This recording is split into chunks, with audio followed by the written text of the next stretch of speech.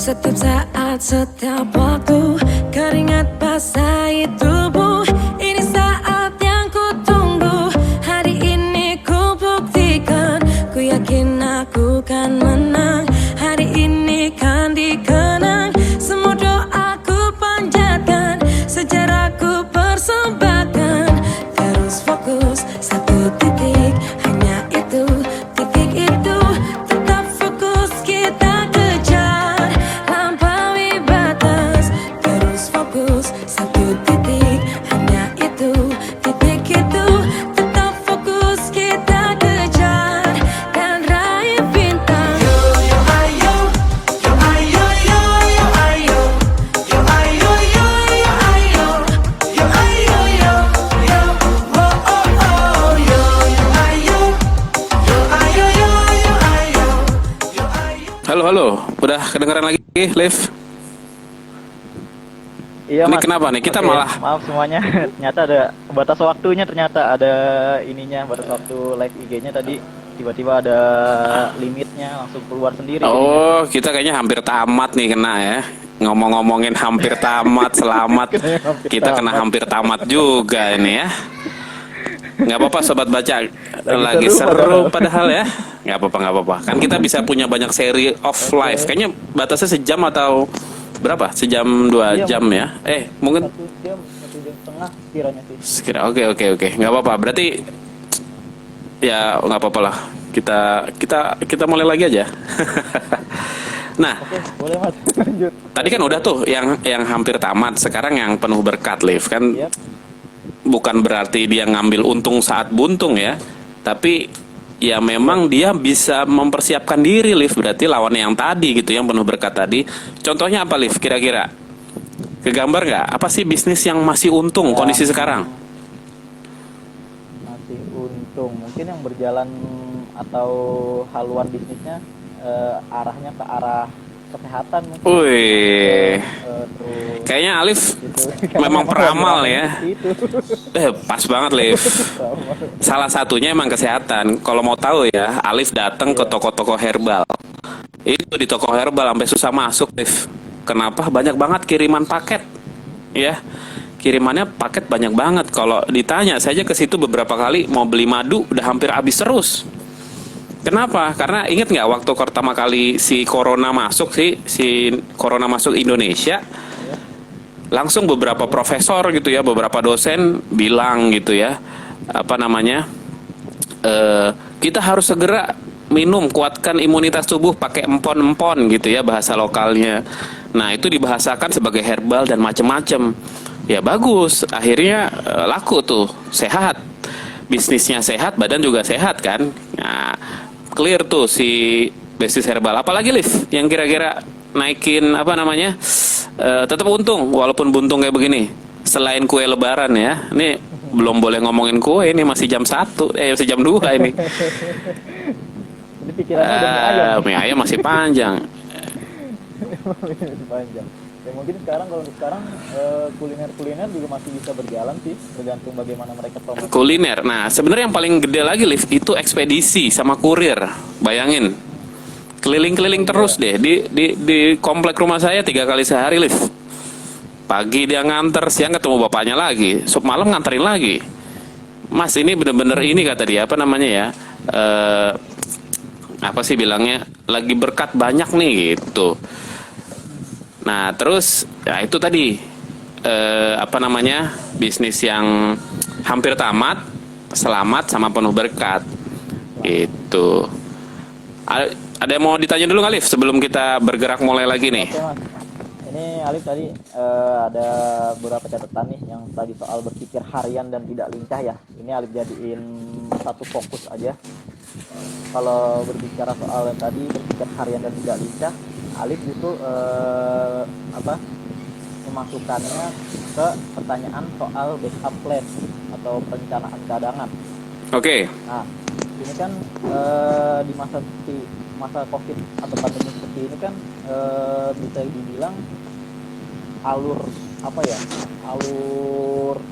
kasusnya itu kan gini ya, sangat cepat, maksudnya jangka waktu pandeminya. Jadi mungkin banyak dari bisnis bisnis atau bahkan UMKM yang tidak siap untuk menghadapi pandemi seperti ini, sehingga mereka tidak punya rencana Cadangan gitu ya. cadangan. Nah, seberapa penting sih Mas?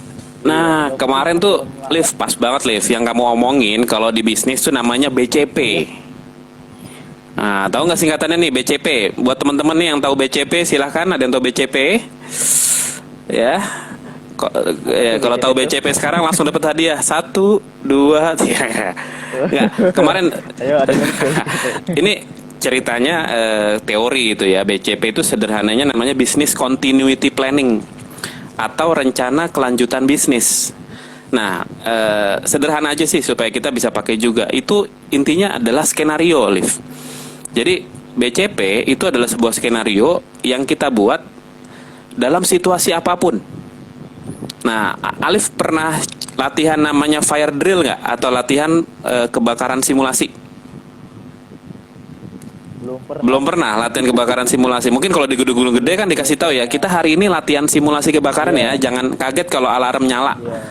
Itu kan nggak ada kebakaran. Bahkan mungkin 0. Tapi kenapa harus selalu dilatih, Liv? Biar nggak panik gitu ya. Biar nggak panik ketika ada kebakaran beneran. Bayangin kemarin kan Jepang sempat kena gempa tuh, yang waktu itu juga ada Fukushima gitu ya, Fukushima yang tempat nuklir kena gempa.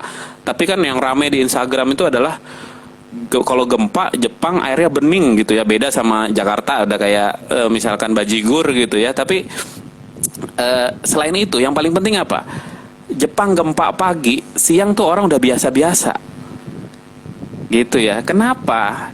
Karena mereka sudah terbiasa, sudah disimulasikan. Sobat baca semuanya. Jadi ini yang paling penting. BCP di bisnis atau skenario, istilah sederhananya gitu ya, itu bukan pemadam kebakaran, Liv. Maksudnya bukan pemadam kebakaran apa? Kalau pemadam kebakaran ada kebakaran dulu gitu, ada api baru bertindak kan? Berarti kalau di bisnis, dia kalau pemadam kebakaran ada krisis dulu kayak sekarang baru pada panas. Nah, ini kondisinya kayak gitu karena sekarang modelannya model pemadam kebakaran. Padahal itu menurut saya nggak pas. Jadi nunggu kejadian dulu baru mulai bingung gitu kan. Wah ada api, wah krisis, saya bingung gitu.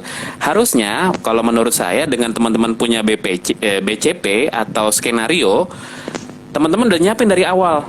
Nah, jadi modelannya itu bukan kayak pemadam kebakaran, tapi kayak namanya kalau di perusahaan itu adalah HSE, Health and Safety Executive. Jadi kayak semacam K3L, keselamatan dan kesehatan kerja. Jadi tugasnya divisi ini nih teman-teman ya.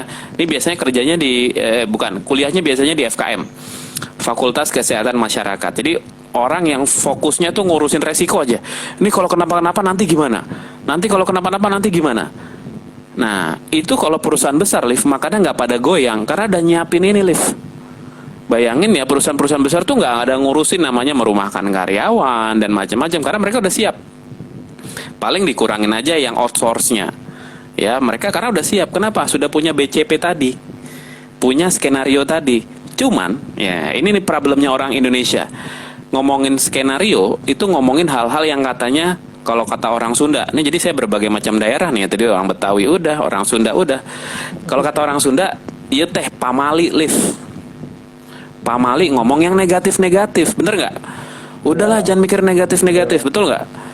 Padahal skenario itu BCP tadi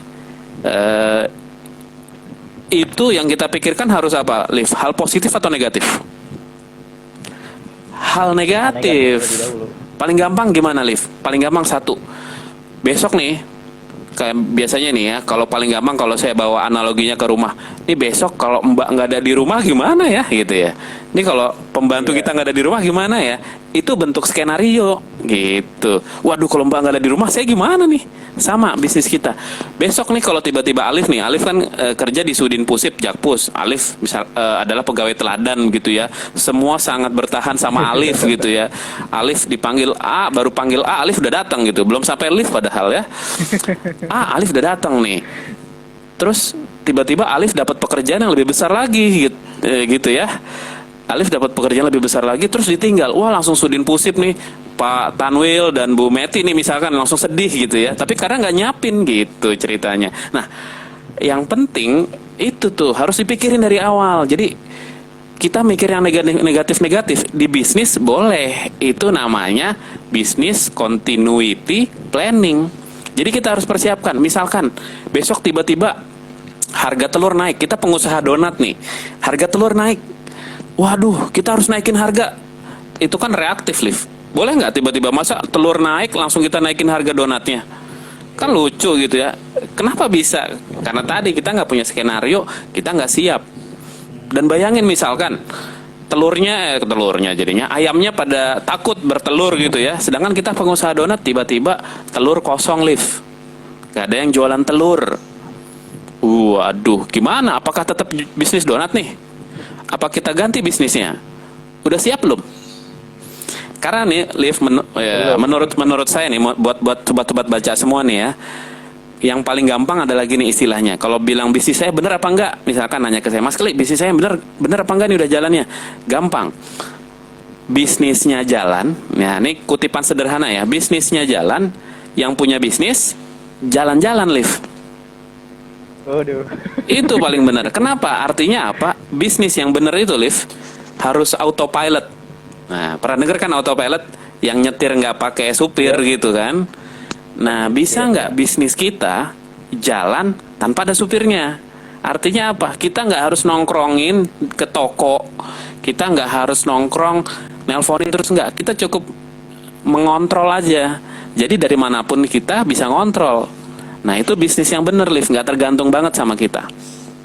Nah, itu gambarannya ya. Kenapa banyak bisnis kemudian bisa penuh berkat dalam survival mode ini. Oh ya, ada pertanyaan lagi nggak, Liv? Ya. Silakan.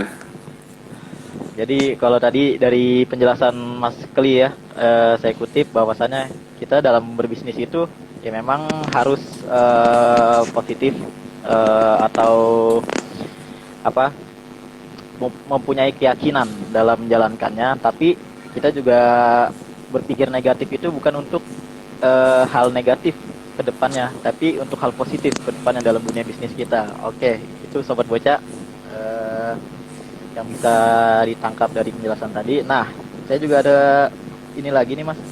Tadi juga membahas soal online. Nah, dalam masa survival mode seperti sekarang ini, apakah online itu menjadi salah satu cara atau mungkin satu-satunya cara bagi para pelaku bisnis, baik yang baru mulai ataupun yang udah lama mulai, agar mereka bisa survive? Yes, baik, ini banyak yang nanyain ya. Nah, ini yang paling penting sebenarnya kalau ngomongin bisnis online sebenarnya. Sebenarnya kalau dipikir-pikir bisnis online apa sih sebenarnya? Apakah kita makan dari internet gitu? Enggak kan ya?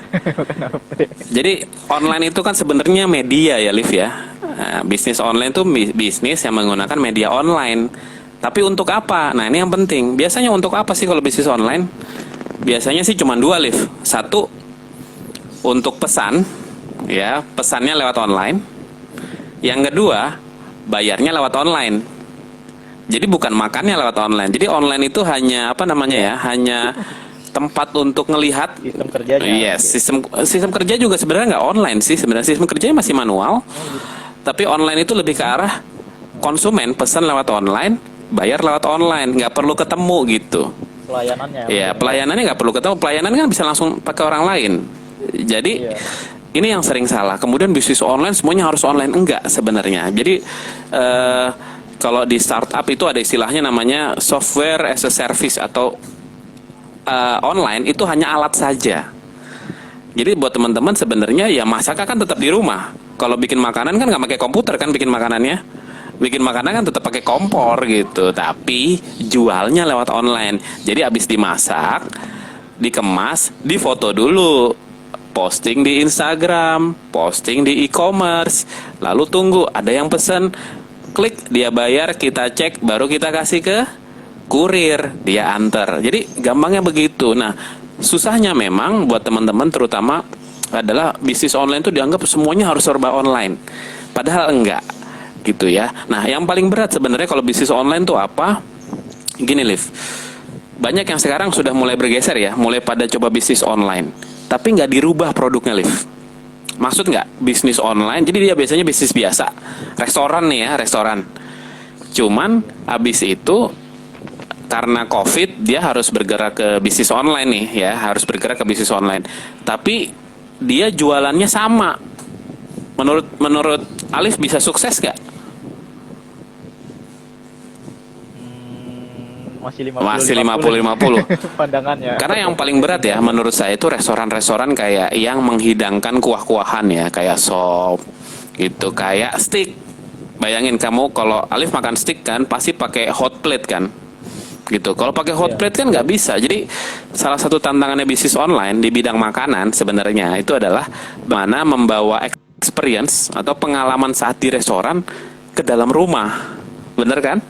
Itu kan nggak bisa diganti di online kan, pasti beda gitu. Makanya ini tantangan sebenarnya. Jadi tips buat bisnis online sebenarnya sederhananya gampang. Satu, pertama kalau kita belum punya bisnis online, pertama satu kita buka akun dulu lah, punya akun buat bisnis online. Terserah mau di mana. Kedua, disesuaikan produknya live. Maksudnya disesuaikan produknya. Kalau di restoran ada nama istilahnya ala carte gitu ya. Ala carte itu yang wah semuanya datang. Tapi bayangin ribet kalau itu dalam bentuk online. Karena itu nanti diantar kan, pakai kurir. Belum nanti kalau tumpah-tumpah kuah, mau pakai plastik, mau pakai mangkok, kan susah. Biasanya coba diganti produknya. Produknya tetap sama, tapi penyajiannya berbeda. Bisa nggak? Sekarang yang paling enak kalau online itu jualan online makanan pakai kayak semacam rice bowl gitu. Jadi udah satu tempat aja, nggak mungkin gerak-gerak gitu lift. Atau bisa juga diganti dengan namanya apa ya istilahnya pre-cook.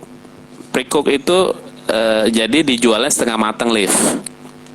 Jadi kayak nugget-nugget gitu ya, nugget dan macam-macam. Kenapa pre-cook? Bisa untuk pengalaman, jadi nanti dia ngerasain masak juga. Jadi dimasaknya setengah matang sama penjualnya. Boleh juga sih itu. Jadi kalau menurut saya, kalau mau sukses bisnis online, pertama adalah satu, buka akun online dulu. Kedua, sesuaikan produknya. Ketiga, tahu kapan harus promosi online. Kenapa penting, Liv? Karena nggak semua orang buka online setiap waktu kan. Biasanya nih, ya habis sholat. Biasanya nih habis sholat. Berarti kalau teman-teman kan biasanya kalau yang muslim habis sholat gitu ya, habis baca zikir, biasanya habis sholat langsung buka HP, iya nggak biasanya? Yang dicek kan, karena tangannya kayaknya nggak cuma habis sholat aja. Paling sering kan bisa habis zikir kan tangannya masih bergerak nih. Nah paling enak kan habis itu pegang HP gitu ya. Ngelihat berarti jam-jam habis sholat nih, jam 12, jam 3 atau menjelang buka. Nah itu jam-jam di mana biasanya orang-orang mulai membuka HP secara intens. Maka promosi di jam-jam segitu, Liv. Jadi ketika dia lapar mau buka ngelihat, wah gitu ya. Itu istilahnya impulsif atau apa ya namanya ya, ngegoda lah. Mirip-mirip rak-rak makanan kecil yang ada di depan kasir Indomaret atau Alfamaret.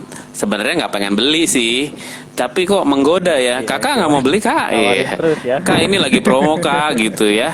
Itu namanya impulsif, yang nggak mau beli jadi tergoda. Nah itu kita harus pilih waktunya, Liv. Itu kalau mau sukses di bisnis online. Semoga membantu ya. Jadi walaupun dengan online yang istilahnya sudah mudah ya, jauh lebih mudah daripada konvensional atau secara langsung, tapi kita tetap harus memperhatikan ya waktu-waktu yang tepat untuk melakukan promosi secara online. Betul. Makanya kalau bisa daftarnya kalau udah mau online bisnis, daftarnya pakai Instagram for Business. Jangan Instagram biasa. Kalau Instagram biasa kan cuman saya posting ini dapat berapa likes ya, berapa yang komen ya, story saya di view berapa ya. Nggak gitu. Kalau udah bisnis ngelihatnya, oh di view-nya jam-jam segini, ini berarti konsumen saya paling banyak jam segini. Ya udah saya posting jam segini. Gitu. Berarti kalau untuk mungkin di sini saya akan beralih ke UMKM gitu. UMKM kan banyak ya Mas ya, yang masih konvensional, belum online. Yes. Nah, nasib mereka gimana tuh kiranya untuk di masa seperti sekarang ini? Nah itu yang berat ya sebenarnya.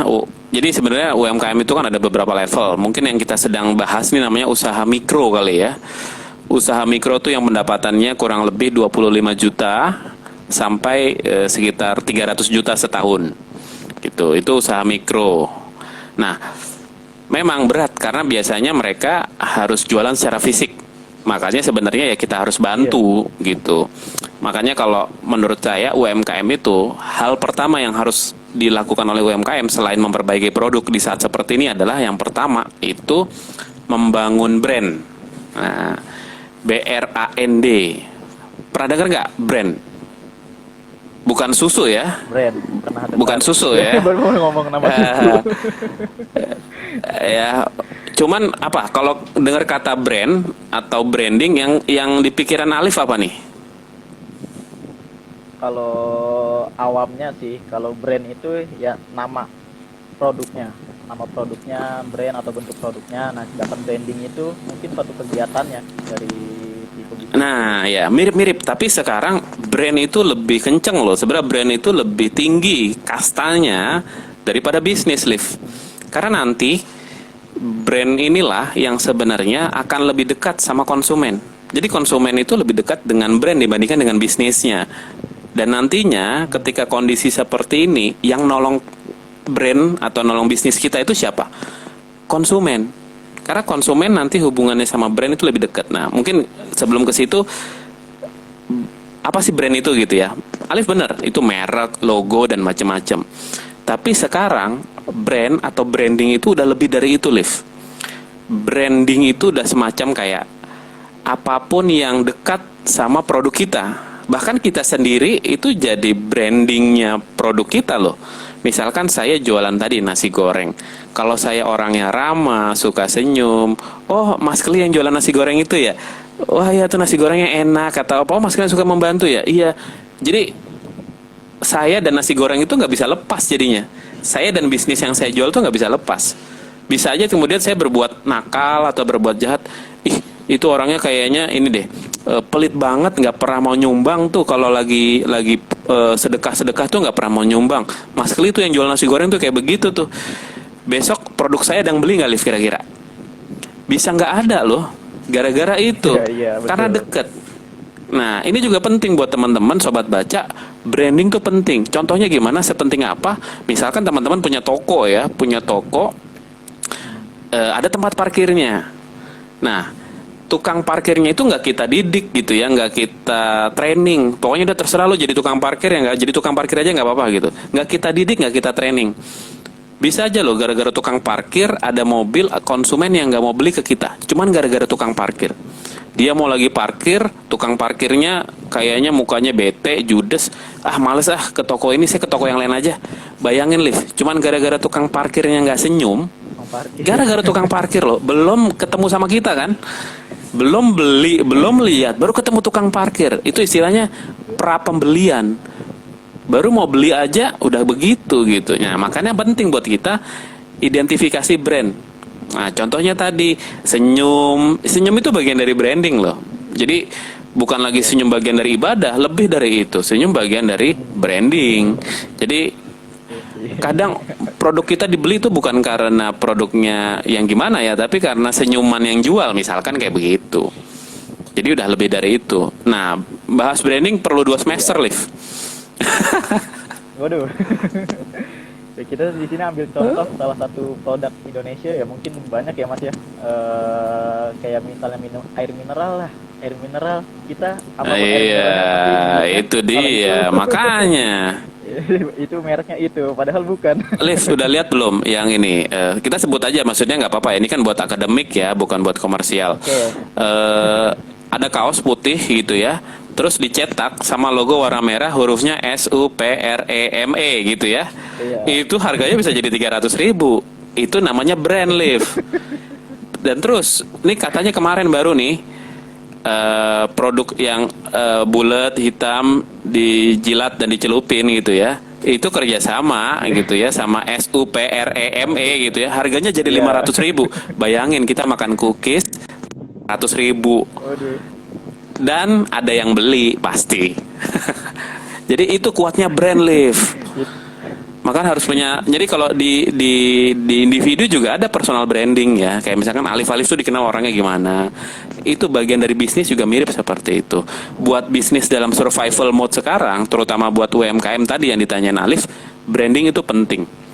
Gitu. Minimal banyak loh, kayak kemarin lah McD Sarinah yang tutup itu gara-gara brand, walaupun sebenarnya melanggar PSBB gitu ya, tapi kekuatan sebuah brand tuh bayangkan seperti itu. Sepatu, pernah dengar nggak sepatu sneaker Kompas? Ya bahkan yang lokal brand gitu ya sampai ditutup penjualannya gara-gara orang itu udah terlalu berjubel buat mau beli. Itu kekuatan brand. Gitu Liv, silakan. Oke, menarik banget sih berarti ya. Kalau kita membahas lebih dalam soal bisnis itu. Nah, ini ada pertanyaan nih. Ya, silakan. Dari salah satu sobat baca, ini dari Bang Zikri, Amar Zikri, mau nanya, kasih tahu trik dan tips SEO dong Mas. SEO, aduh. SEO, biar lapak kita jika orang search yang muncul itu lapak kita. Itu seperti apa? Oke. Nah, saya sih sebenarnya pernah ngajar namanya IT for Business ya, itu ngomongin SEO SEO juga. Tapi kalau menurut saya SEO itu kayak jalanan aja gitu. Jadi bagaimana kita bisa pelang kita ada paling kelihatan gitu. Jadi kalau di papan nama gitu, pelang kita paling kelihatan. Itu SEO sebenarnya. Jadi search engine optimization. Tapi menurut saya kata kuncinya bukan cuma SEO. Ya, SEO itu baru menurut saya baru kita lakukan setelah produk kita siap. Jadi SEO itu istilahnya kamu nampilin logo itu bisa ada di halaman 1 Google. Tapi kemudian buat apa kamu ada di halaman 1 Google kalau kamunya belum siap gitu. Kalau nggak ada produknya, kalau kamunya belum siap. Jadi menurut saya apapun bisnisnya, apapun makanannya, apapun jasanya, kata kunci pertama tuh harus namanya enak. Gitu ya. Jadi kalau enak itu udah kata-kata yang sulit untuk dilukiskan. Kalau kata kuncinya, Liv, kata kuncinya untuk tahu bisnis kita bagus atau enggak, ada namanya pembeli berikutnya atau repeat buying. Jadi orang yang udah beli satu, dia beli lagi. Gitu. Itu berarti dia adalah konsumen kita yang paling tepat. Nah, SEO itu hanya bantu kita untuk bahwa kita ada di halaman Google nomor 1 gitu. Tapi kalau bisnis kita belum siap, jadi ketika wah ini ada produknya tadi Mas Zikri ya, misalkan zikri.com ada di halaman 1 Google, diklik isinya misalkan nggak terlalu banyak yang bagus atau baik, orang juga pindah nggak Liv kira-kira?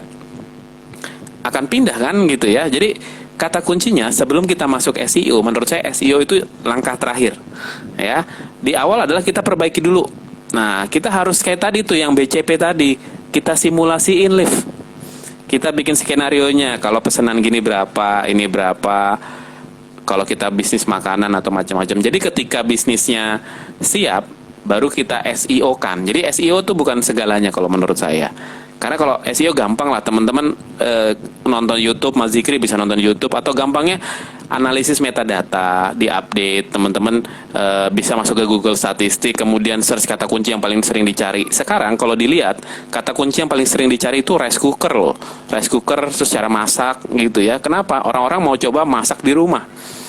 Udah banyak analisis Google yang membantu kita mencari keyword-keywords yang paling sering di-search. Buka aja Shopee, Bukalapak, Tokopedia, itu paling banyak apa yang muncul di atas. Itu yang sebenarnya mirip-mirip SEO. Tapi kata kuncinya, siapin dulu produknya, siapin dulu websitenya, siapin dulu layanannya, baru kita siap terima tamu, istilahnya gitu. Kita belum rapih rumahnya, kita udah buka pintu buat tamu, kan malu juga nanti kalau tamunya datang gitu. Siap. Silakan lagi Mas Alif.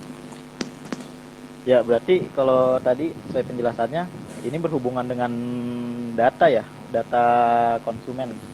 Kalau tidak salah. Yes, ya yang penting kita kan sekarang udah banyak ya analisis statistik gitu ya. Jadi pakai itu aja, pakai Google Stat, pakai macam-macam gitu. Itu bisa buat bantu kita dibantu sama teknologi, Liv. Nah, oke. Ini Alif ada catatan juga nih Mas Kelly. Mengenai presentasi Mas Kelly yang udah Alif tonton. Ini mengenai data atau mungkin Alif di sini membahasnya soal audit mungkin ya. Bagaimana si pelaku bisnis itu membaca kondisi dalam secara faktual atau berupa fakta atau data, bukan intuisi atau perasaan. Yes. Ya Mas, ya di situ di sini merefleksikan hal tersebut itu yang pertama pasti pebisnis itu akan mencari faktor penyebab, entah bisnisnya maju atau bisnisnya menurun drastis, pasti mereka akan mencari faktor penyebab kenapa hal itu terjadi. Terus dalam keadaan seperti ini, yang pandemi seperti sekarang ini, pasti banyak pelaku bisnis, entah itu yang baru mulai atau yang sudah lama, ketika mereka menurun, istilahnya keuntungannya menurun drastis, pasti secara tidak langsung menyalahkan bahwa COVID ini adalah penyebabnya. Yes, nah itu yang tadi mirip sih. Ya, terus gimana Liv? Ya, ini mungkin ada gak tips atau trik bagi pebisnis, mungkin yang pemula ataupun yang udah lama khususnya, agar bisa membaca kondisi bisnis mereka sendiri, agar mereka juga bisa menganalisis istilahnya kesalahan mereka itu di mana gitu ya. Yang menyebabkan itu apa sih turun. Oke, jadi gampangnya gini Liv. Saya mau nanya dulu ke Alif. Alif punya perasaan nggak? Bukan perasaan ke saya ya, bukan ya. Maksudnya punya perasaan kan? Punya. Pasti banyak stoknya gitu ya. Perasaan itu rasional nggak Liv? Masuk akal nggak kalau pakai perasaan? Kalau kamu ngambil keputusan pakai perasaan, masuk akal nggak? Tentu enggak. Biasanya enggak ya, kan kalau pacaran seperti itu, marah sedikit. Makanya kita artinya apa? Kita kalau kata orang tuh ya, nggak boleh ngambil keputusan pas lagi marah, pas lagi sedih, sama pas lagi seneng. Biasanya nih kalau orang seneng nih, waduh happy saya habis menang sesuatu, besok saya beliin ini ya gitu. Terus tiba-tiba besok inget gitu ya, ngapain ya gue ngomong kayak gitu kemarin ya. Jadi nggak boleh ngambil keputusan pas seneng, pas sedih, sama pas marah. Artinya apa? Kita harus sadar dulu. Nah ini yang saya bilang tadi, kenapa kita perlu fakta, Liv. Kenapa kita perlu data. Jadi kalau teman-teman, sobat, baca, semua di sini mau ngambil keputusan, boleh nggak sih pakai intuisi atau perasaan? Boleh gitu ya. Tapi harus ditemenin data. Misalkan, tiba-tiba, penjualan kita turun. Wah udah deh, kita potong harga semua. Ternyata misalkan misalnya kita promosi aja semua, ini harga udah turun, penjualan nggak naik-naik nih, nggak ada yang laku, kita promosin. Padahal penjualan turun itu gara-gara hujan misalkan. Ternyata di daerah Jakarta tertentu gitu, Jakarta Utara tuh lagi hujan, jadi sales kita nggak bisa jualan. Terus kita kan panik gitu ya, udahlah promosin harga dipromosin malah jatuh, malah brandnya turun. Artinya apa? Ngambil keputusan bisnis itu harus rasional. Tadi yang saya bilang, contohnya yang tadi harga telur, tiba-tiba kita jualan donat, harga telur naik, ya, wah sedih, kaget, langsung naikin harga donatnya. Padahal kan harusnya apa? Pakai data dulu. Harga telur itu berapa persen kontribusinya di biaya produksinya donat gitu. Jangan-jangan tuh nggak nyampe 5%. Artinya mau telur harganya naik 2 kali lipat, keuntungan kita nggak turun signifikan gitu. Nah ini yang saya bilang tadi, kalau sobat baca punya bisnis gitu ya, ketika ngambil keputusan bisnis, jangan pakai intuisi full, jangan pakai perasaan full, tapi lihat data dulu. Nah terus bilangnya gini, kan Mas ada tuh orang-orang yang nggak pernah ngelihat data, kayaknya ngambil keputusan aja. Nah itu biasanya sudah terlatih. Jadi istilahnya kalau kadang kita ngelihat data itu 10 data baru kita bisa ambil keputusan, dia sudah tahu polanya nih. Karena pengalamannya banyak, nih pengusaha-pengusaha besar polanya banyak. Ngelihat satu data, ngelihat satu fenomena, dia sudah tahu akan ke arah mana situasinya. Jadi dia bisa ambil keputusan. Boleh, tapi kalau kita bisnis saja belum sampai 1 tahun, bisnis belum 5 tahun, apakah kita bisa dibilang pengalaman gitu kan? Jadi itu dia Liv. Makanya yang saya bilang tadi mungkin di presentasi itu adalah audit. Kalau bisa, ya tadi ketika ngambil keputusan jangan pakai feelings doang gitu. Misalkan kayak kemarin kamu nih lagi pacaran, tiba-tiba dikasih tahu sama teman kamu, Liv, kayaknya gue ngelihat pacar lo lagi jalan deh itu, diboncengin. Wah langsung marah, itu siapa? Kan harus diaudit dulu pakai data kan. Iya. Nanya dulu, oh itu ternyata kakaknya, ternyata Alif kurang data, kalau kakaknya itu ada 5 cowok semua misalkan. Kan jadi nggak jadi marah, kan mau marah jadi malu. Kenapa? Karena pakai perasaan gitu. Jadi bisnis itu harus pakai data. Nanti kalau pakai perasaan nanti mirip apa ya, kayak yang semalam kita obrolin Liv. Ada tetangga yang dirumahkan gitu ya. Nah kalau kita punya bisnis kita lagi begini, waduh mas saya nggak tega mas kalau saya mem-PHK karyawan saya, dia kerjanya ini doang, terus mau gimana? Ya ini kalau istilah teman saya kemarin agak ekstrim tuh. Jadi bisnis itu kalau udah lagi begini, kalau PHK harus ya PHK harus. Kenapa? Kata dia lebih baik kita potong tangan daripada jantung hilang, gitu. Berat juga sih walaupun terlalu ekstrim ya, istilahnya gini, ya kita harus raja tega di bisnis. Jadi kalau bisnis tuh jangan samain sama pertemanan lah. Money is money, family is family, friend is friend gitu. Makanya kalau bisa ya kita harus bedakan itu semua. Karena susah Liv kalau pakai perasaan nih, kita nggak akan pernah bisa memecat orang gitu. Padahal mungkin dia harus kita pecat sementara atau kita rumahkan sementara. Karena kalau dia nggak kita rumahkan, bisnisnya malah ikut tenggelam gitu. Jadi mana kepentingan yang lebih besar kan? Masa demi menyelamatkan satu orang rumah harus tenggelam kan? Nggak seperti itu. Jadi harus raja tega. Makanya jangan pakai perasaan dalam bisnis. Silakan Liv. Oke, menarik banget. Ini bukan lagi khotbah ya. Ini bukan lagi jadi kayak khotbah ini jadinya. Podcast. Kita podcast ngobrol-ngobrol asik. Ya Mas, ini ada pertanyaan lagi dari sobat baca. Itu dari Dwi Handayani. Ya, pertanyaannya, Mas Kelik, apa tips bagi pelaku bisnis pemula yang masih bekerja di suatu perusahaan tetapi ingin punya bisnis kecil-kecilan agar bisnisnya dan pekerjaan di kantor itu selaras? Oke, ini paling banyak ya istilahnya punya bisnis sampingan kali ya Liv ya.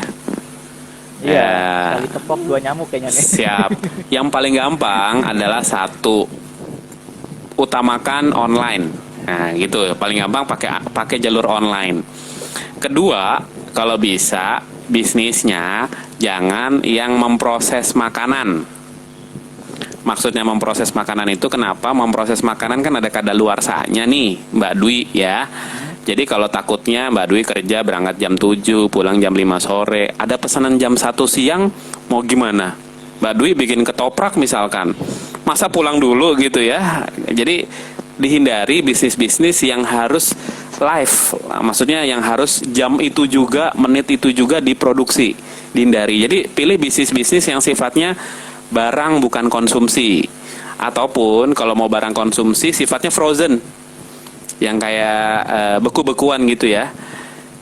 Nah, kalau yang nggak kadaluarsa misalnya apa? Mbak Dwi bisa pilih misalkan bisnisnya fashion, kan jualan baju tuh nggak ada kadaluarsa bajunya, kemudian aksesoris atau jualan yang lain, barang-barang lain. Itu yang tips kedua. Jadi tips pertama pasti online. Jadi online itu kenapa Mbak Dwi ketika waktu istirahat itu bisa sambil ngecek HP ada pesanan nggak? Karena kalau online nanti dia akan pop up notification-nya, pesanan tolong diproses, sip. Nah kalau Mbak Dwi punya saudara di rumah, langsung bilang, sis ada pesanan nih, tolong bungkusin 2 ya, kirimin nanti ke ini ya gitu. Jadi kerjanya jalan, bisnis juga bisa jalan. Jadi yang kedua, kalau bisa bisnisnya jangan makanan tapi barang-barang yang tidak kadaluarsa. Yang ketiga, nah ini yang paling berat nih biasanya ya, pilih uang atau pilih senang. Kan sering nih ada pertanyaan Liv ya, Mas bisnis pertama kali itu bagusan yang gimana Mas? Bisnis yang sesuai hobi, yang saya senang, atau bisnis yang uangnya gede dulu Mas? Menurut kamu gimana Liv? Pilih yang bisnis menyenangkan atau bisnis nyenengin hati gitu ya, atau bisnis yang uangnya gede dulu? Kalau saya sebagai manusia biasa, bisnis yang uangnya gede. Wajar ya, berarti masih manusia ya. Ya kalau saya gampangnya gitu. Jadi kalau bisa cari bisnis yang uangnya gede dulu, atau istilahnya apa namanya ya, yang ada uangnya dulu, ada jelas. Karena jangan sampai gini Mbak Dwi, kata kuncinya adalah gini, jangan sampai bisnis sampingan bobotnya mengalahkan kerjaan pokok. Karena awalnya bisnis sampingan apa? Bisnis yang di samping, bukan bisnis yang utama. Bisnis yang utama kita apa? Bisnis yang Mbak Dwi utama apa? Bekerja kan? Masih bekerja. Mbak Dwi hidupnya dapatnya dari mana? Dari gaji. Dari gaji 100%. Gitu ya. Tapi jangan sampai, misalkan pertanyaan gampangnya adalah sederhana gini. Kenapa Mbak Dwi perlu bisnis sampingan? Biasanya kan buat nambah jajan, buat nabung, buat investasi, boleh. Misalkan Mbak Dwi sekarang gajinya sekitar 10 juta aja, anggapnya seperti itu. Tapi Mbak Dwi itu sebenarnya ada kebutuhan 3 juta untuk nabung, mau misalkan nanti ke Disneyland, atau mau ke Taman Safari, misalkan gitu ya, mau liburan lah istilahnya. Butuh kurang 30 juta, jadi saya butuh 3 juta sebulan untuk saya bisa dapat apa namanya, tambahan gitu. Ya harus ditargetin Mas Alif. Bilangin Mbak Dwi nih kalau Mas Alif kenal. Ditargetin bisnis sampingan. Maunya berapa gitu. Jangan sampai gara-gara bisnis sampingan Mbak Dwi sakit. Ya kan? Gara-gara cuman pengen nambah 3 juta, Mbak Dwi sakit. Mbak Dwi sakit, nggak masuk kerja. Nggak masuk kerja, malah 10 jutanya kepotong. Bener nggak? Yang bisnis kerjaan utama kepotong. Jadi jangan sampai yang sampingan jadi pokok malah gitu. Tapi kita pelan-pelan aja Mbak Dwi. Artinya sekarang 80% itu di pokok, 20% buat sampingan. Tapi bisnisnya dipilih yang cocok-cocok. Gambarannya gitu Mas Alif. Oke. Ketahui dengar ya. Sampingan jangan jadi utama Kawi.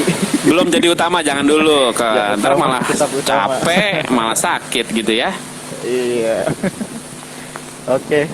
Nah, klik ini ada lagi nih dari sobat baca. Ini menurut aku juga lumayan bagus. Ini dari Apria Dena. Yes. Pertanyaannya, hai Kak, aku mau tanya dong, seandainya bisnis online dan bisnis rumahan berjalan seiringan, kemudian jualan di rumah dan di online sama-sama rame. Nah, yang harus didahulukan itu yang online atau yang rumahan? Nah ini saya bingung nih, online dan rumah bedanya apa ya? Kan sama-sama di rumah ya. Nih. Mungkin yang datang langsung Oh, banyak yang juga. datang langsung. Jadi gini, Mas Alif. Jadi sekarang lagi rame namanya konsep sharing ekonomi. Apa sih sharing ekonomi itu? Artinya bisa nggak kita bisnis tanpa punya sesuatu gitu. Istilahnya bisa nggak sih kita bikin bisnis makanan tapi nggak punya dapur? Kan nggak kebayang tuh ya. Ini udah banyak sekarang. Namanya Ghost Resto atau Ghost Kitchen. Pernah dengar kepiting nyinyir nggak? Itu yang rame banget tuh. Itu restoran rame banget.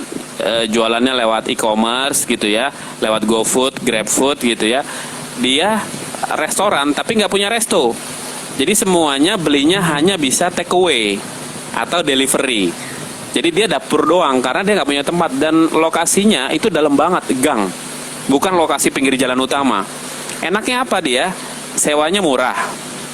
Ya, yang kedua itu nggak perlu biaya pelayan, nggak perlu macam-macam gitu ya. Pesenannya lumayan luar biasa, dia bisa di atas 100 juta loh sebulan.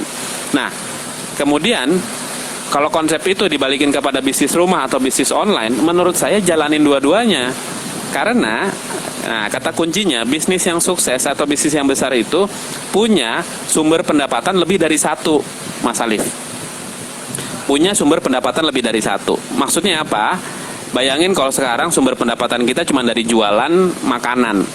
Sekarang orang nggak bisa beli, ketutup nggak? Ketutup gitu ya.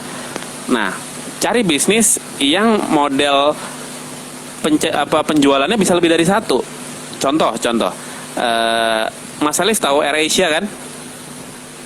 Ya, pesawat AirAsia. Itu ada berapa sumber pendapatannya coba? Menurut Mas Alif? Berapa ya? Yang utama apa? Mungkin lebih dari miliaran. Bukan jumlah pendapatannya, sumbernya. Oh, bukan juga Jenisnya. pendapatnya. Oh, Yang pertama paling besar tuh apa pasti? numpang. Tiket. Betul kan? Harga tiket. Ya. Kedua apa?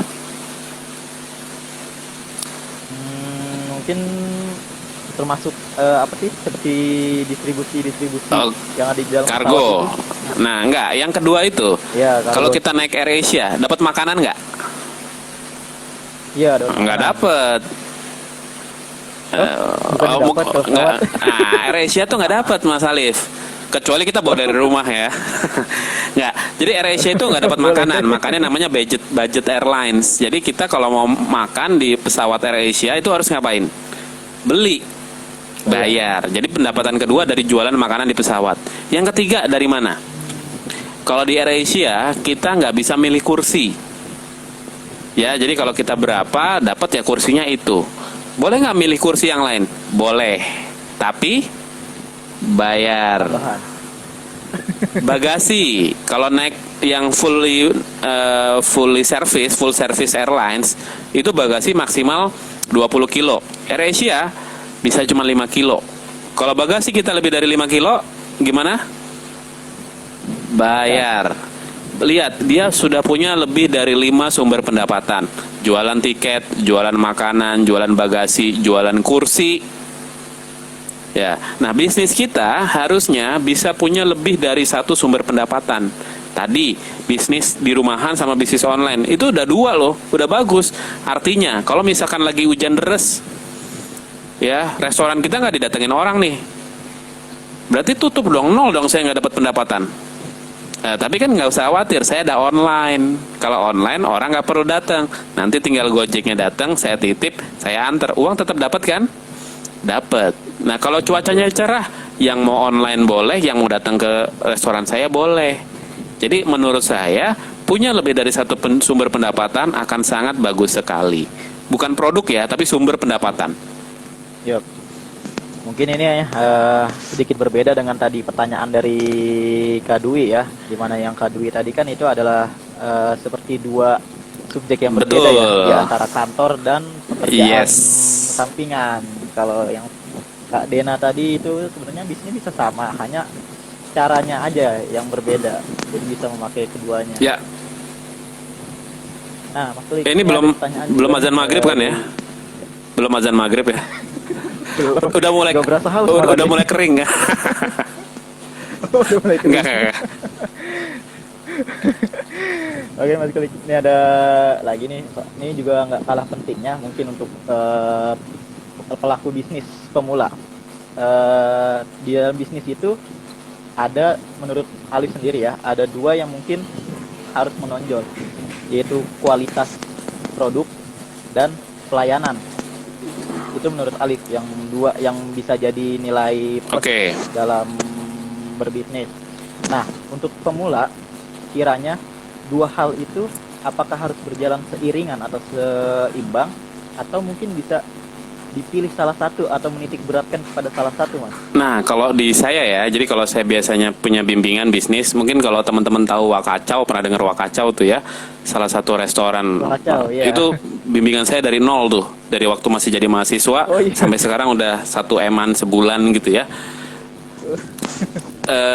Intinya sih kalau bisnis, saya bilang ke pengusaha makanan ya, kalau bisnisnya makanan, bimbingan saya, enak dan ramah itu fardu ain. Itu wajib, itu nggak boleh ditulis kelebihan saya apa, enak dan pelayanan ramah, itu nggak boleh. Kenapa? Itu sudah harus wajib. Tambah 1 syarat, Liv, kalau bisnis makanan apa? Higienis. Harga. Higienis. Oh, higienis ya, harga. Harga mah itu bisa diatur gitu ya. Jadi kalau buat saya, rasa yang enak, pelayanan yang bagus, sama higienis untuk bisnis makanan ini tidak boleh dijadikan nilai tambah, tidak boleh dijadikan keunikan. Kenapa? Karena ini sudah harus wajib. Ini bukan sunnah atau mubah. Ini bukan boleh atau tidak boleh jalan, enggak. Ini harus wajib. Ya, jadi kalau nanti mau mencari kelebihan dari bisnis kita, itu namanya nilai tambah, Liv.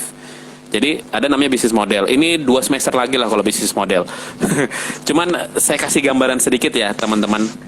Ada sedikit konsep, namanya konsep nilai konsumen atau value added. Apa sih nilai gitu ya? Apa sih nilai konsumen? Nilai konsumen itu sederhana, Liv, rumusnya, yaitu persepsi manfaat.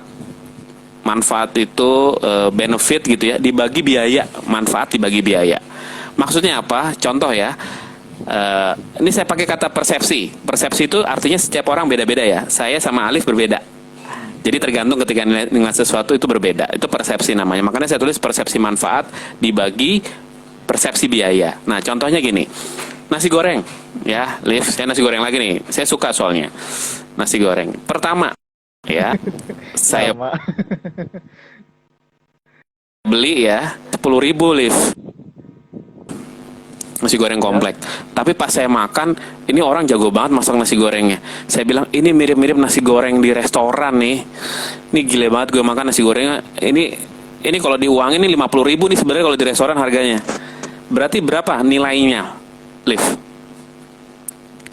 Harganya tadi 10.000, terus saya bilang, Ya, ini kalau di restoran nih harganya 50.000 nih, sama persis nih rasanya. Berapa nilainya? 5 kali lipat. Berarti itu bakalan dibeli terus nggak kira-kira? Pasti. Kenapa? Karena 5 kali lipat. Artinya kita ngeluarin 10.000, tapi manfaat yang kita terima itu 5 kali lipatnya. Nah, bayangin sama contoh satu lagi nih, Liv. Saya mau pergi ke bandara, mau naik pesawat di bandara, saya lapar banget. Ada tukang nasi goreng juga kan? Tapi harganya, Liv, 120.000. Bayangin, harganya 120.000. Terus saya pas makan, ya ampun, telur aja nggak mateng, kerupuk udah melempem. Ini mah 12 ribuan lah harganya harusnya. Manfaatnya berapa, Liv? Nilainya berapa jadinya? Manfaat bagi biaya. 12.000 dibagi 120.000. 10% doang kan, Liv? sampai 1. Nggak sampai 0,1. Bakalan beli lagi nggak saya, Liv? Sampai 1. Bakalan beli lagi nggak saya? Pasti enggak. Nah, konsep nilai itu seperti itu, teman-teman. Jadi, gimana caranya bisnis kita biar meningkat? Mau bentuknya nih online shop, mau bentuknya nih restoran, mau bentuknya apapun silahkan. Kata kuncinya adalah gimana konsumen kita dapat manfaat lebih daripada biaya yang dia keluarkan. Jadi kalau teman-teman jualan produk harganya 10.000, itu harus dipastikan manfaat yang akan diterima dia di atas 10.000. Tujuannya apa? Itu yang dibilang katanya pas atau sesuai manfaatnya. Karena kalau di bawah itu yang sering dibilang sama orang adalah mahal. Mahal itu artinya manfaat yang diperoleh lebih rendah daripada biaya yang dikeluarkan. Ini gue beli 1 juta tapi kayak harga 100.000, ya. Jadi itu yang dibilang mahal sama murah. Jadi buat bisnis apapun, teman-teman, kata kuncinya adalah gimana manfaat yang dirasakan konsumen harus lebih besar daripada biaya yang dia keluarkan. Nah, ini jadi kata kunci, teman-teman, sobat baca semua.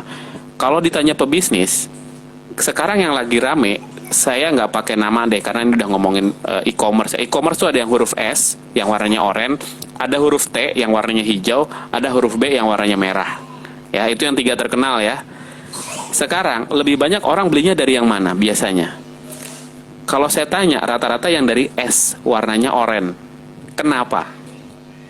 Karena yang S warnanya oranye. Ini paham kan maksudnya, Liv ya? Si S warna oranye itu ya. Ya. Yang S warna oranye itu dia ngasih namanya free ongkir.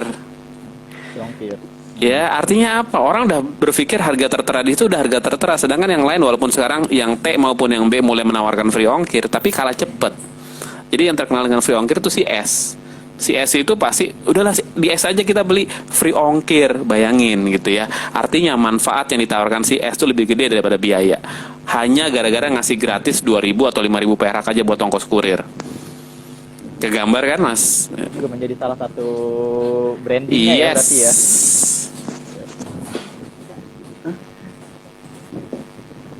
Ya, silakan. Ada lagi? Ya, ini ada pertanyaan lagi dari sobat baca. Satu lagi. Itu dari R. Hoiriah. Pertanyaannya, Yes.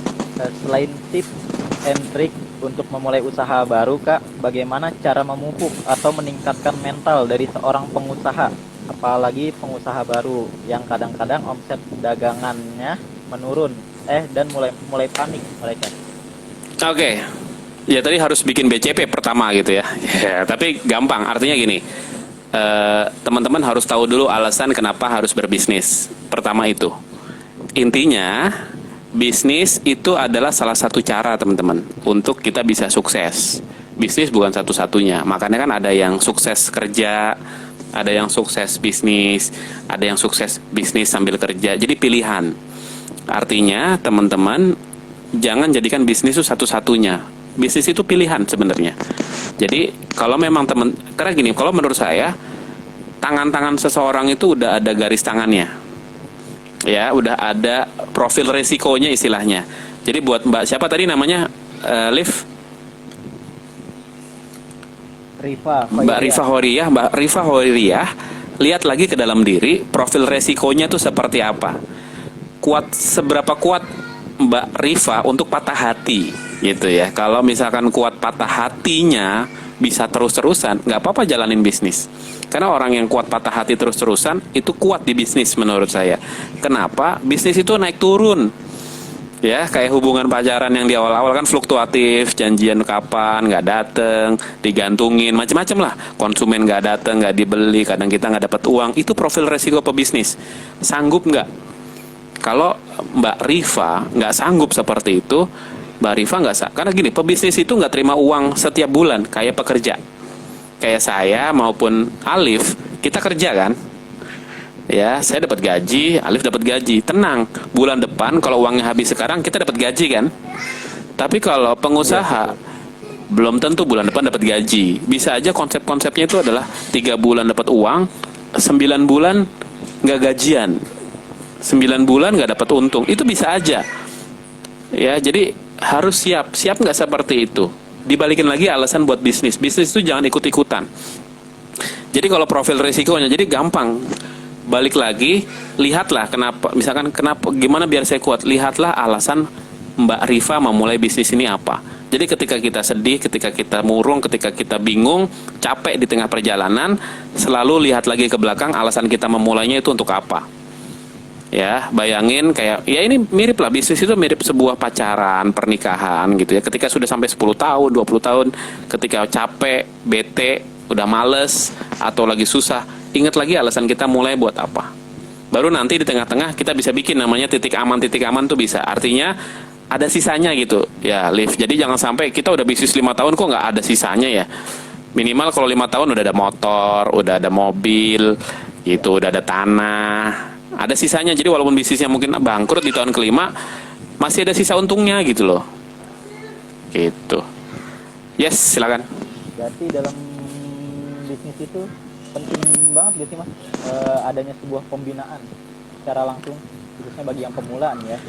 Ya, kalau menurut saya wajib banget, bukan pembinaan sih lebihnya. Kalau saya pun ketika jadi mentor bisnis tuh, saya nggak pernah menempatkan diri sebagai pembina atau mentor. Saya adalah teman mereka gitu. Karena mereka butuh teman, mereka butuh cerita. Karena sebenarnya solusinya bukan di saya. Saya nggak pernah ngasih solusi, Liv. Jadi kalau ditanya, kalau punya bisnis apa, saya nggak pernah ngasih solusi. Saya selalu kalau mereka nanya, Mas ini gimana ya, kok susah banget, menurut kamu gimana? Gitu ya. Jadi saya balikin nanya. Karena fungsi saya adalah penerang gitu. Saya bukan yang ngasih lihat jalan, saya hanya penerang pikirannya dia. Jadi sebenarnya solusinya ada di dia. Maksud Mas gimana, kok malah nanya lagi? Sekarang kamu udah lihat belum kenapa kamu turun? Belum Mas, coba lihat dulu. Oh gini, bener Mas? Iya, coba lihat lagi. Bayangin, bisa bimbingan selama 1 jam dan saya tidak pernah kasih solusi. Saya hanya, kamu udah ngecek? Bener, udah dilihat lagi? Yakin nggak ada yang terlewat? Udah coba yang pilihan A belum? Kenapa pilihan A gagal? Bayangin, semua yang saya sampaikan apa? Pertanyaan. Gitu. Jadi sebenarnya butuh teman gitu, Liv. Bukan butuh pembinaan, butuh teman.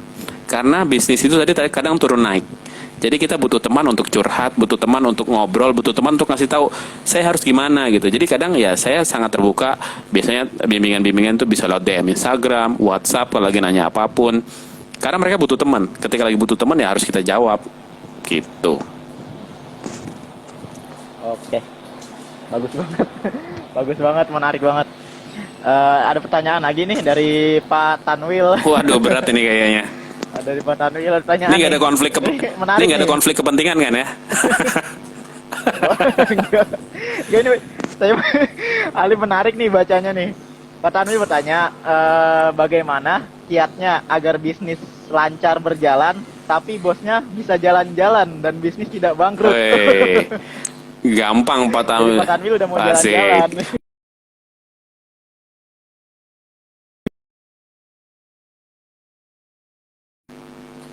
Halo, kedengeran Liv?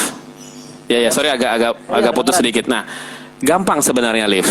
Jadi kalau saya yang sebutin kayak tadi itu, pertama adalah titik aman. Titik aman itu artinya kalau saya bisnis itu pasti harus ada untung ya. Bisnis itu harus ada untung. Jadi harus dibagi. Jadi ketika ada untung, itu kalau menurut saya dibagi saja 60-40.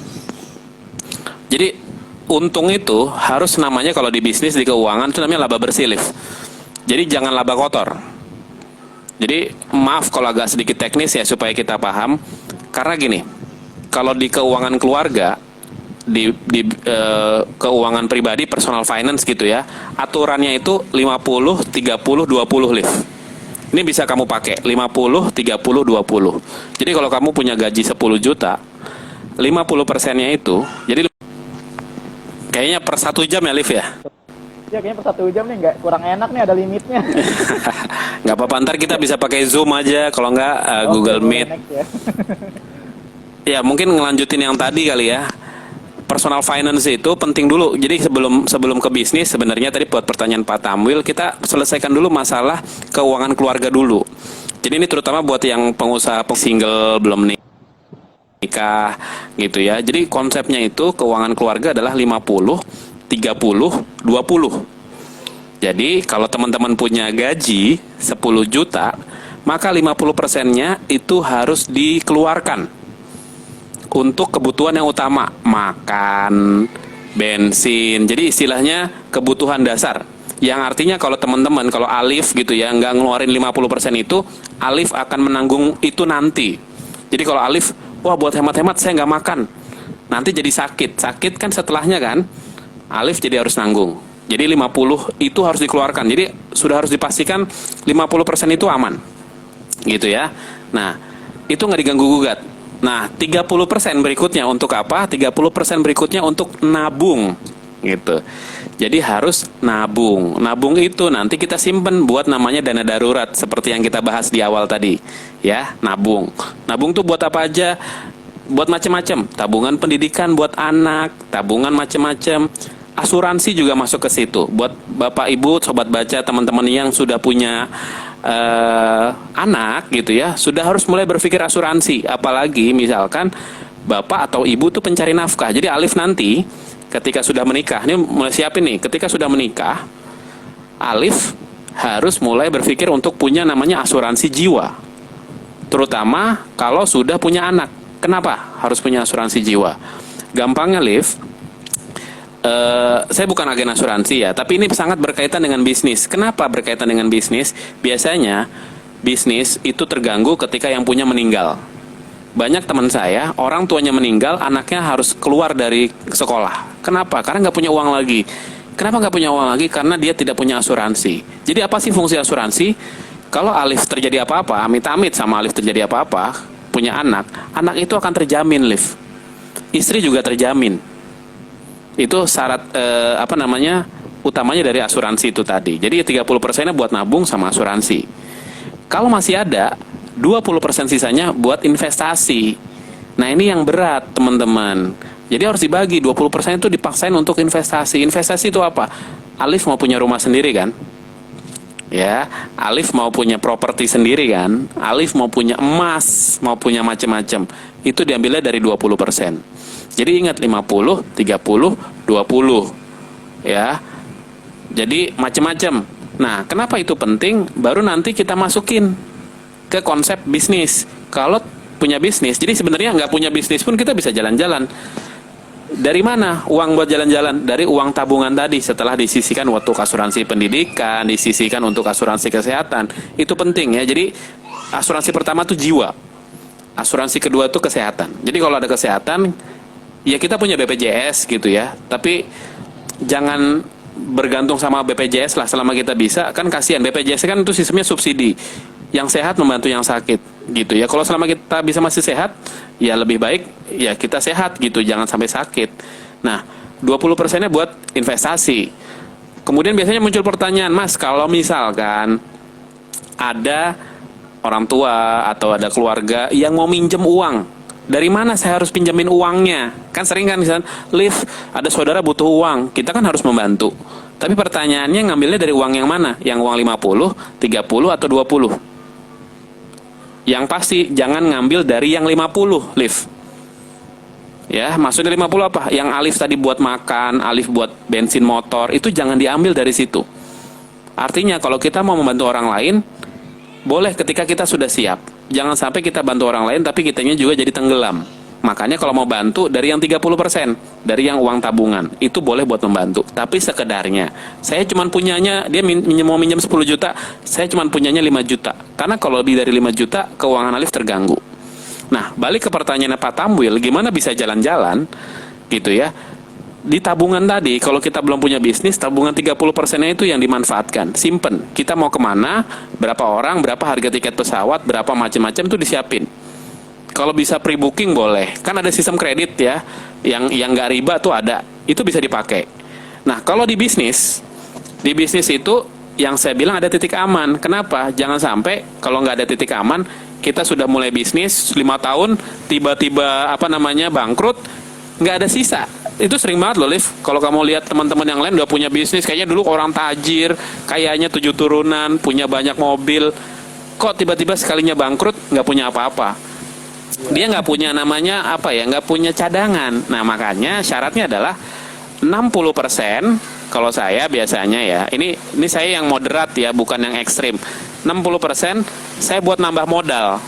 Jadi kalau bisnis saya sebulan untung 10 juta, untung bersih ya, bukan untung kotor. Untung bersih 10 juta, 6 juta saya balikin, Liv. Saya balikin ke modal buat nambah. 4 jutanya itu saya simpan buat uang pribadi saya, namanya dividen. Jadi saya kalau bisnis sebenarnya punya 2 pendapatan. Satu dividen tadi, untung dari laba bersih, satu lagi dari gaji kalau saya ngambil gaji. Nah, uang 4 juta itu yang disimpan terus buat cadangan. Nanti kalau udah cukup beliin investasi. Udah cukup beliin investasi. Gitu. Jadi kalau menurut saya biar bisnis kita jalan, kitanya jalan-jalan, kita harus disiplin dalam keuangan. Gitu, Liv. Jadi harus benar-benar ada di konsep-konsep benar-benar ya. Iya. Keuangan kita itu tidak perlu dipakai semua, kelompok-kelompokan, dan tentunya harus disiplin, jangan musiman. Karena baru berapa bulan kita disiplin, bulan ke depannya malah jadi Iya, nih. Alif udah nyiapin uang buat nikahan belum? Alhamdulillah. Alhamdulillah. Ya harus mulai dari sekarang. Kenapa? Karena kalau enggak, masa kita mau minta orang tua terus kan nggak mungkin Iya, kan? betul. Kita mau nggak menghajikan orang tua? Kan mau kan? Ya, betul. Nah, jadi dari situ disiapin gitu. Dan jangan lupa, Liv, di setiap 100% gaji yang kita terima, pendapatan yang kita terima, itu ada 2,5% hak orang lain gitu ya. Jadi sebisa mungkin dikeluarkan langsung gitu. Yang sedekah, zakat dan macam-macam. Oke, Mas Kelly, ada Ya. satu pertanyaan terakhir nih. Terakhir. Sebelum kita akhirin diskusinya. Ya, Ini pertanyaan Liv, dari Fatia. Liv, sebentar. Saya tutup pintu dulu ya. Kayaknya ini nih, Oke. sebentar.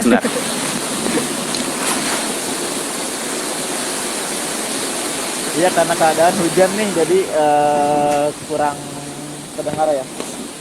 Karena kita biasa bistek sama air hujan. Ya, maaf, sobat baca. Oke. Lagi hujan. Nggak apa-apa, kita kan ngobrol santai di sini. Iya, lagi hujan gitu. Saya nggak tahu nih. Gimana? Liv? Oke, Mas Kelly, udah. Ini Ya, pertanyaan terakhir. Ada dari Fatia, mungkin sedikit dimix sama pertanyaan saya. Pertanyaannya itu bagaimana sih menentukan bisnis bagi pemula? Mungkin maksudnya menentukan arah atau haluan bisnis bagi pemula itu bagaimana? Dan pertanyaan dari saya, dalam berbisnis khususnya bagi pemula, lebih baik sendiri atau berpartner? Oke. Menentukan arah bisnis ya. Mungkin Iya, pertanyaan menentukan arah bisnis atau menentukan bisnisnya? menentukan bisnisnya. Nah, oke, kalau menentukan bisnisnya, kalau menurut saya gampang. Jadi ada sebenarnya sebuah teori, tapi saya nggak ngomongin teori itu ya. Jadi teori gimana bisa bikin bisnis kita bukan pasti sukses, tapi aman gitu ya. Jadi kita nggak ngomongin yang tinggi dulu. Nah itu ada 5 prinsipnya. Mungkin kita bisa bahas sedikit sebagai pertanyaan terakhir. Ini nama konsepnya belum ada bahasa Indonesianya ya. Saya coba cari belum ketemu. Yeah. Namanya effectuation. Ya, jadi ya agak gitu-gitulah, ascension. Ada 5 prinsipnya. Pasti mudah diingat. Yang pertama namanya birds in the hand atau burung kecil yang ada di tangan. Ya. Maksudnya apa? Coba gini, saya kasih analogi sederhana, Alif. Alif lagi di hutan gitu ya, menangkap burung kecil. Burung kecil dipegang di tangan kanan, yang tangan kiri memegang alat lain, gitu ya. Lalu tiba-tiba pas mau pulang ketemu seekor burung besar, Alif. Seekor burung besar yang dagingnya lebih besar, bulunya lebih bagus, kalau dijual harganya lebih mahal. Tapi posisinya Alif dua-duanya sudah megang. Satu burung kecil di tangan kanan, satu alat, nggak bisa ngapa-ngapain. Jadi kalau mau ngambil burung yang besar itu, syaratnya harus ngapain? Burung kecilnya lepas, betul. Oke, ketika burung kecilnya dilepas, Alif sudah pasti dapat burung besar belum? Belum tentu. Belum tentu, tapi yang sudah pasti apa, Alif? Yang udah pasti Burung apa? yang burung kecilnya lepas. Iya, Enggak, burung ketika kecil Alif mau ngambil burung besar, melepas burung kecil dulu kan? Iya, burung kecilnya. Buat ngambil burung besar kan? Yap. Ya. Burung besarnya belum tentu dapat. Tapi yang sudah pasti apa? Burung kecil udah pasti lepas. Iya. Nah, ini yang biasanya terjadi sama pengusaha pemula. Ketika mulai bisnis masih kecil-kecil, misalkan bisnis makanan, bisnis kurma, kue kurma misalkan ya gitu, pelan-pelan tiba-tiba, sis ikut yuk bisnis kita nih lebih gede gitu ya, kita bikin bakery yuk. Wih, lumayan nih. Jadi tergoda gitu. Jadi prinsip the birds in the hand atau si burung kecil ini adalah kita mulai dari apa yang kita bisa. Kita mulai dari apa yang kita mampu. Jadi jangan lihat orang lain dulu, mulai dari yang kita bisa. Jadi jangan terganggu sama peluang-peluang yang lain, Liv. Bagus ada peluang, tapi fokus dulu sama ini gitu. Karena kata kuncinya itu fokus. Itu prinsip yang pertama. Jadi mulai dari apa yang kita bisa. Kalau Alif nggak bisa, jangan dimulai gitu ya. Jangan lakukan bisnis itu kalau nggak bisa atau nggak mampu atau nggak ngerti.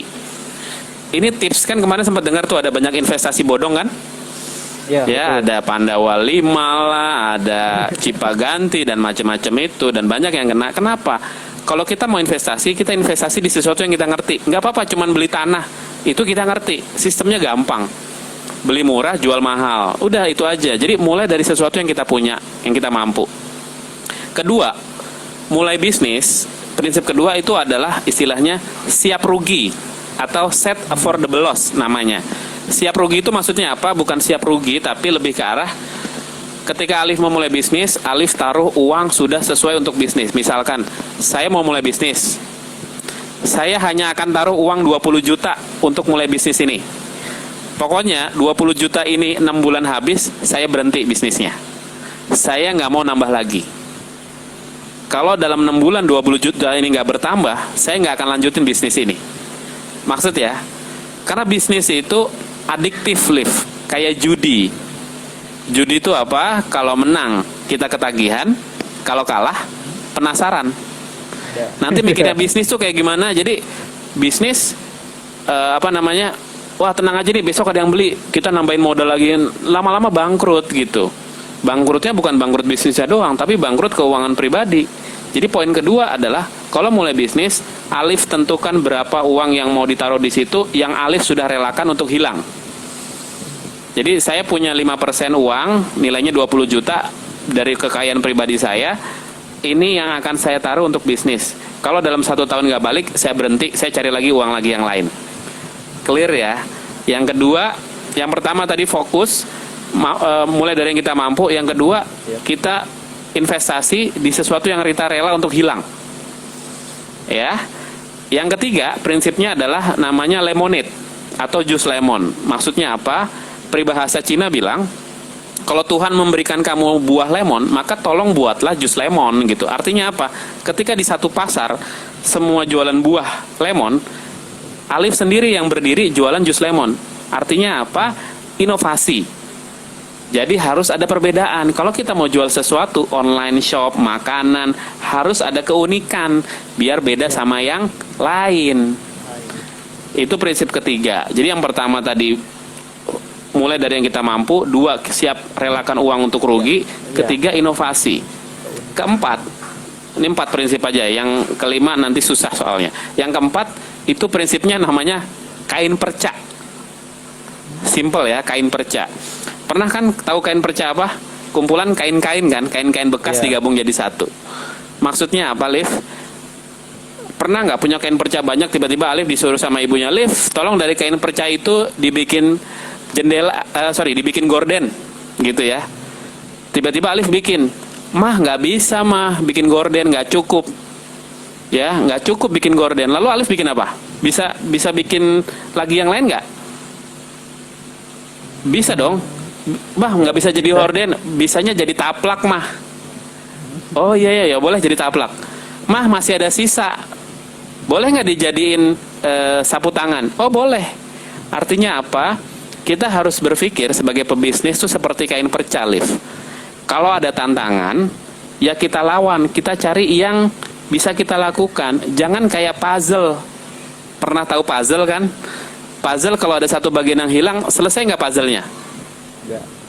Nggak akan selesai, nggak bisa hilang. Kalau kita berpikir seperti puzzle, nggak akan bisa hilang. Tapi kalau kita berpikir satu kain perca, kalau dia nggak bisa jadi sesuatu yang besar, kita bisa jadi yang kecil-kecil kan, dan tetap bisa jual kan.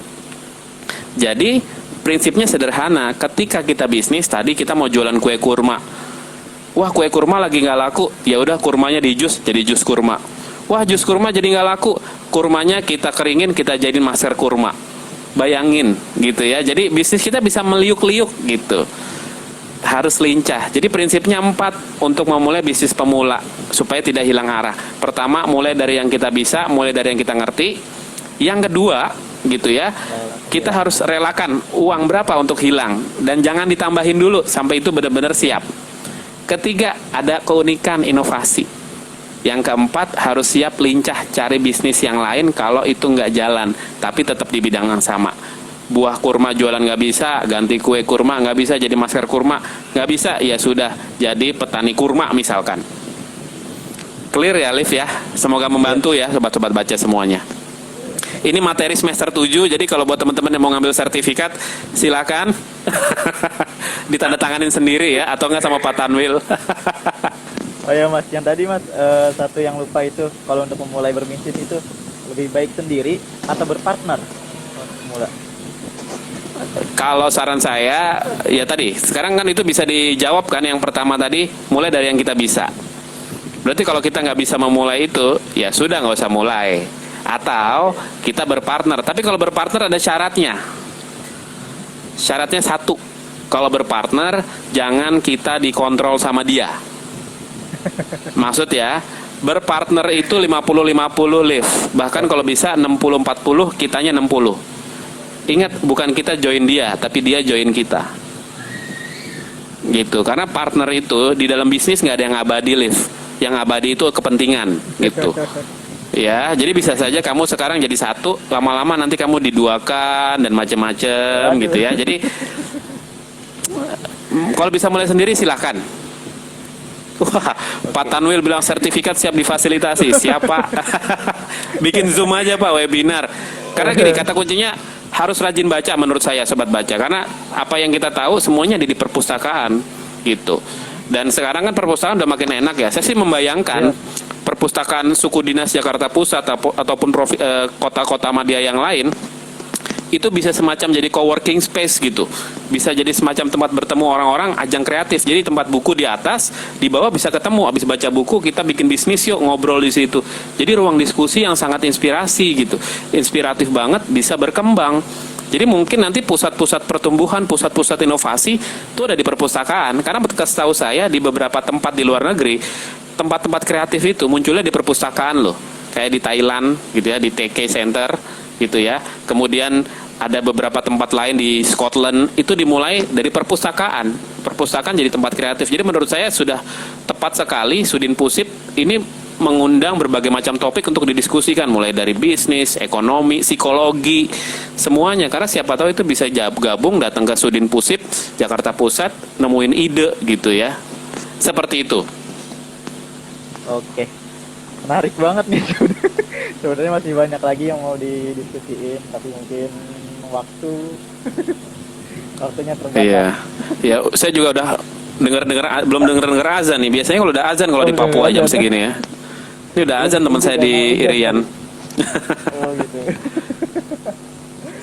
Oke, terima kasih banyak sebelumnya Mas Kelly sudah berbagi ilmu informasi yang sangat bermanfaat buat kita semua di sore hari ini.